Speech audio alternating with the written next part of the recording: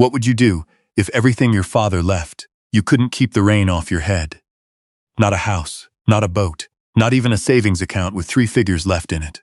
What Henry Alderton left his daughter Faye was a lighthouse, the old Briar Point light at the edge of Briar Cove, Nova Scotia, decommissioned by the federal government in 2009.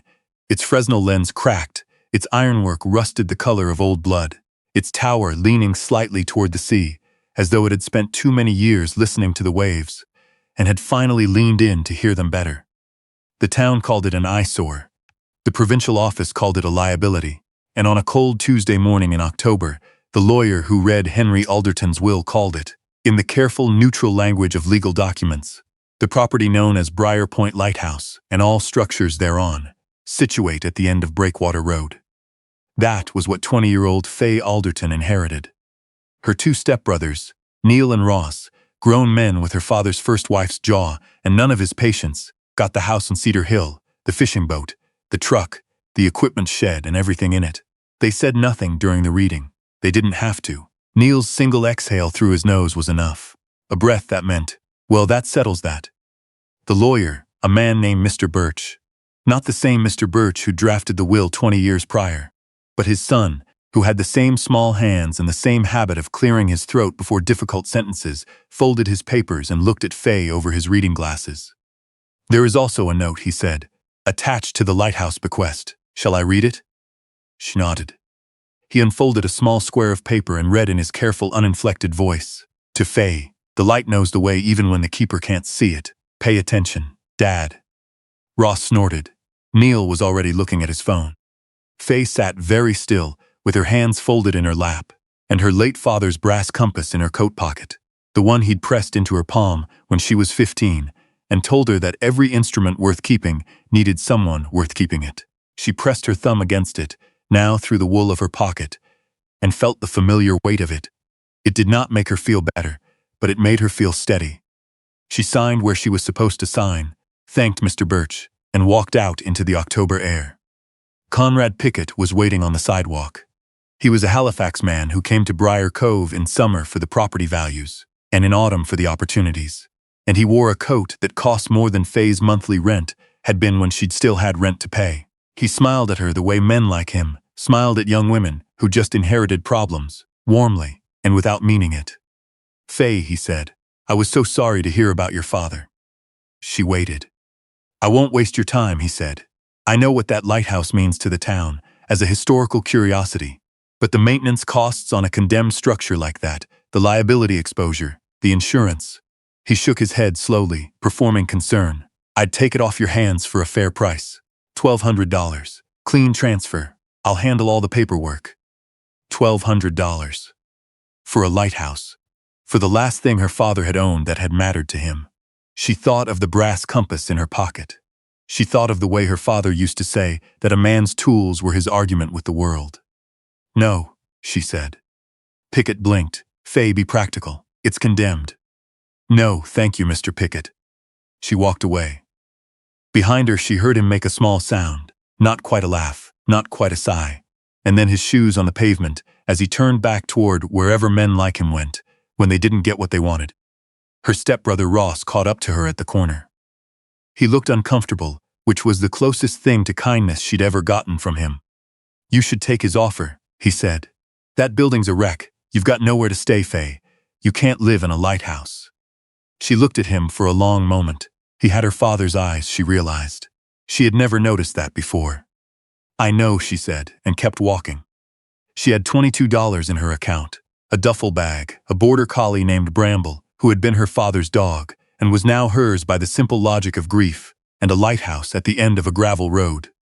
The Briar Point light was worse up close than it looked from the harbor. The ground floor windows were boarded over.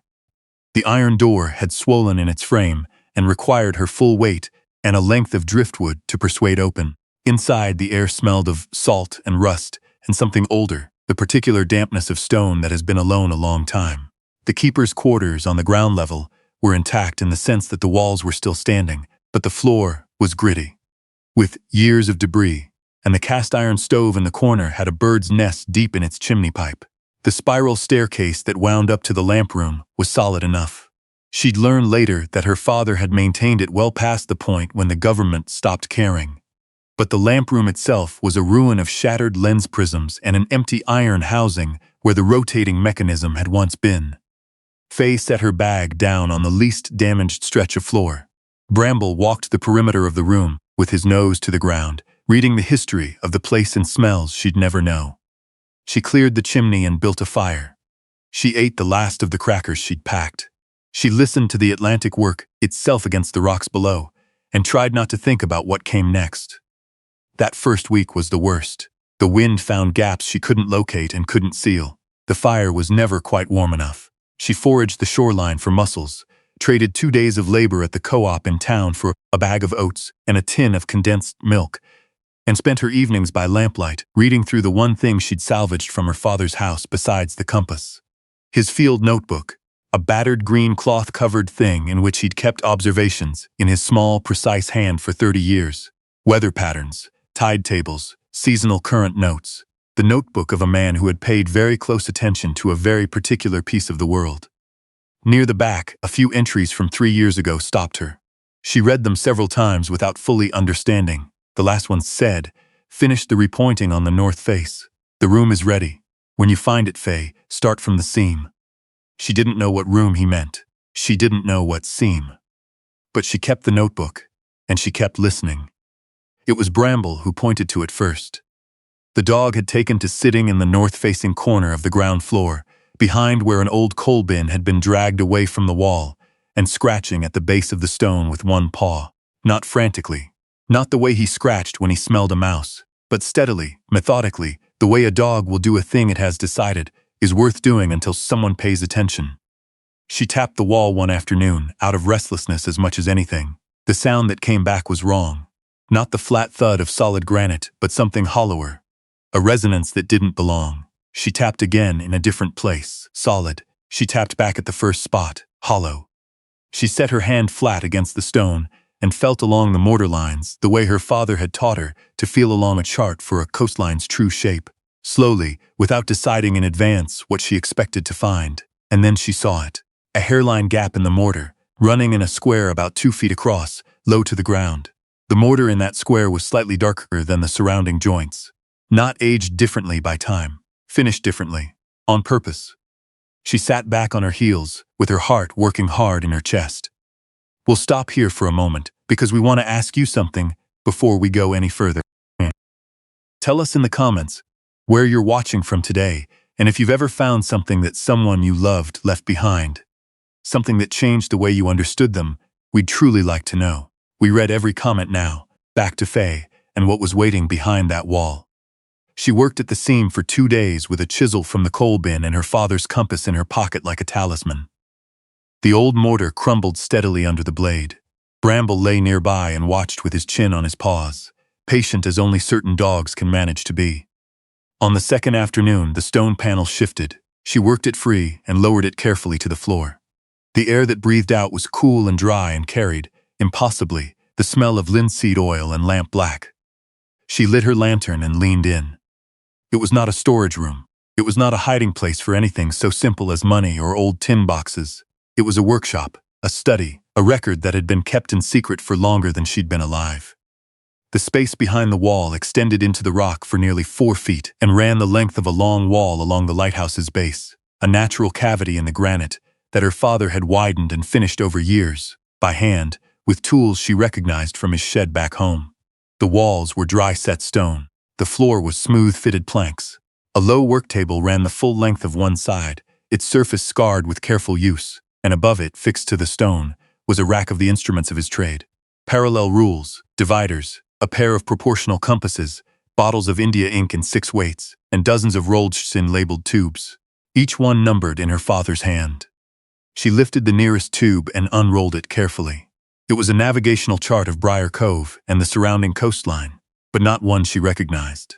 Not a government chart, not a copy of any official hydrographic survey. It was her father's own, drawn in his careful, unhurried script, every shoal and rock and seasonal current variation, marked with a precision that made the official surveys look like rough sketches.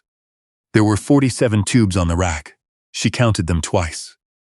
Below the table was a wooden crate, and in the crate were his full journals, not the field notebook she'd rescued, but 12 bound volumes going back to 1987. She opened one to a page, dated the winter she was 4 years old. In his way of writing that mixed the technical and the personal without distinguishing between them, he had set down, corrected chart 4022 for the blind ledge error. The official survey has the ridge running east-northeast, when it in fact runs due east.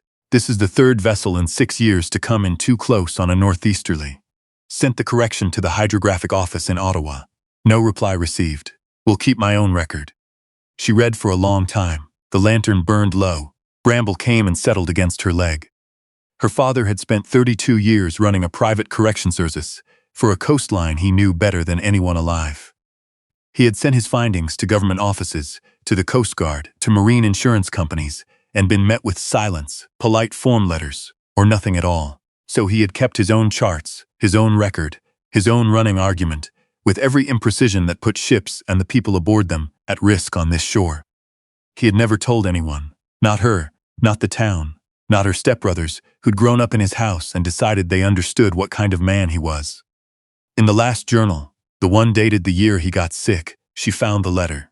It was addressed in his handwriting to no one, and to her, which was the same thing.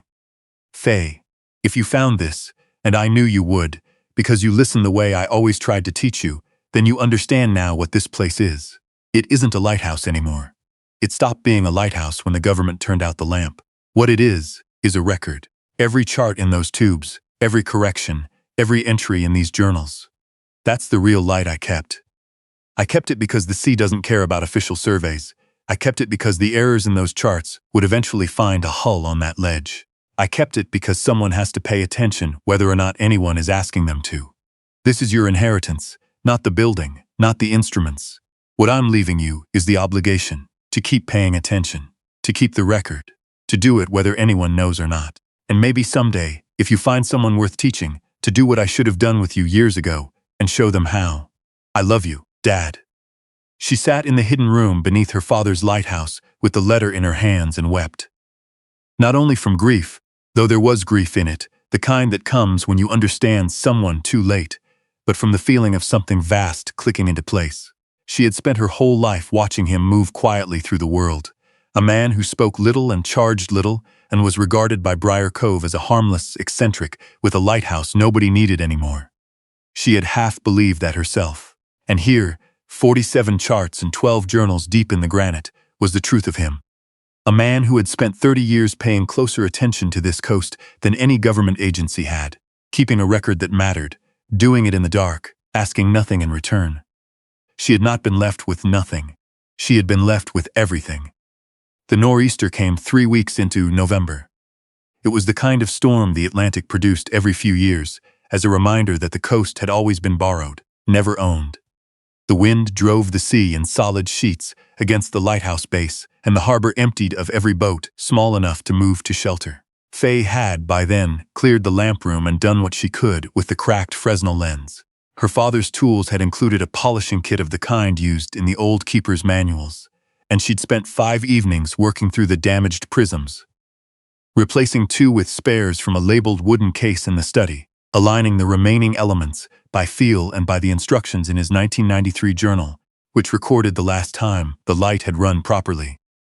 She had not known, on the evening before the storm, that any of it would matter. She was in the lamp room when she heard the horn. It came faint through the wind, 3 blasts repeated, distress on the water, somewhere off the point.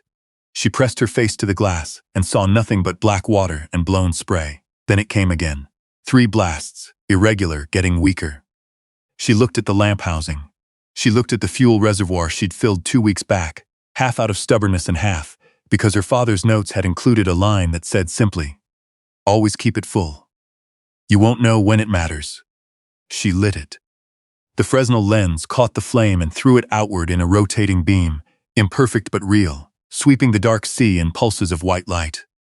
She didn't know, until morning, that the vessel, a 26-foot fishing boat called the Northbrook, 2 men aboard, GPS dead, running blind, had been making straight for the blind ledge. The same ledge her father had been sending correction notices about for 30 years. They had seen the Briar Point light burning, the light that had no business being on. and turned 15 degrees north to clear it, and made the harbor with 20 minutes of fuel remaining. The skipper of the Northbrook, a weathered man named Alden Morse, who had fished this coast his entire adult life, stood in the harbor at first light and asked who had run the Briar Point light. The answer reached Conrad Pickett before noon.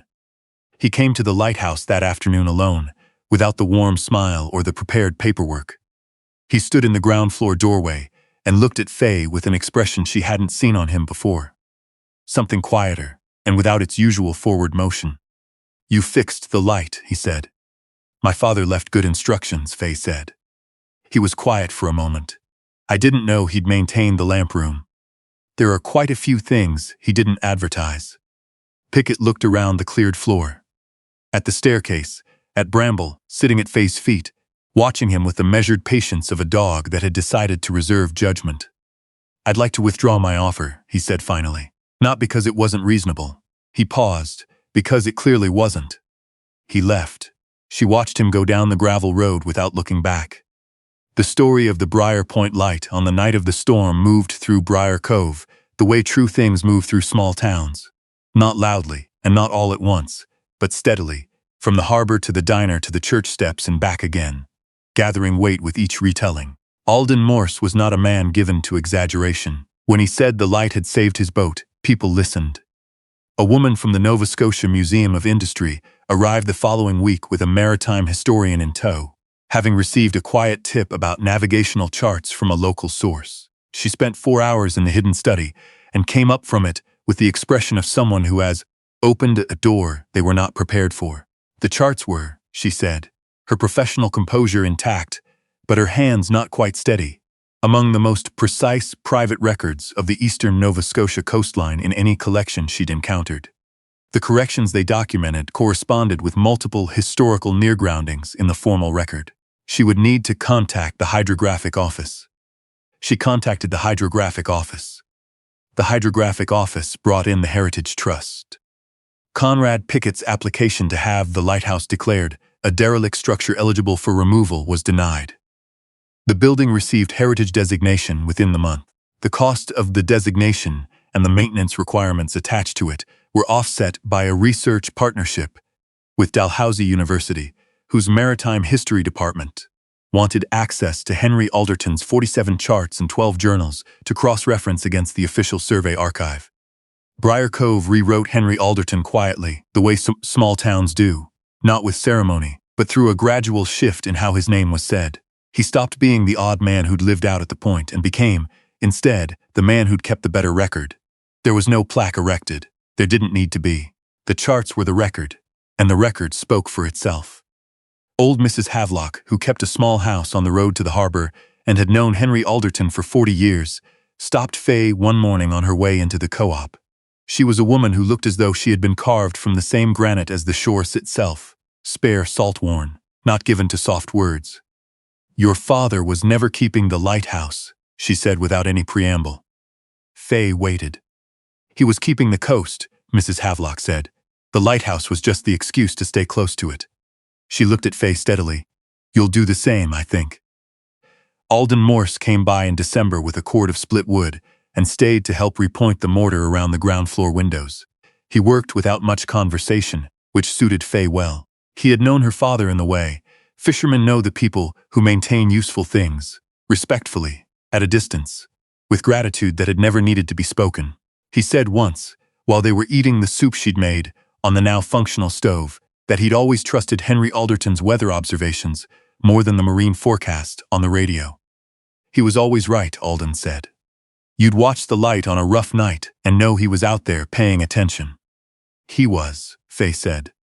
She was at the work table that evening, her father's parallel rules laid flat across a new chart she was beginning to draft. The first one in his tradition, her own hand, her own observations, when the last piece of it settled into place. The winter light outside was going. The harbor ran dark and heavy below the point. Bramble lay under the table at her feet. She had not inherited the lighthouse, not truly.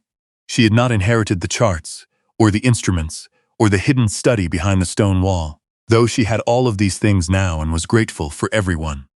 What she had actually been left had no deed attached to it, no dollar value, No legal description in any document Mr. Birch could read aloud.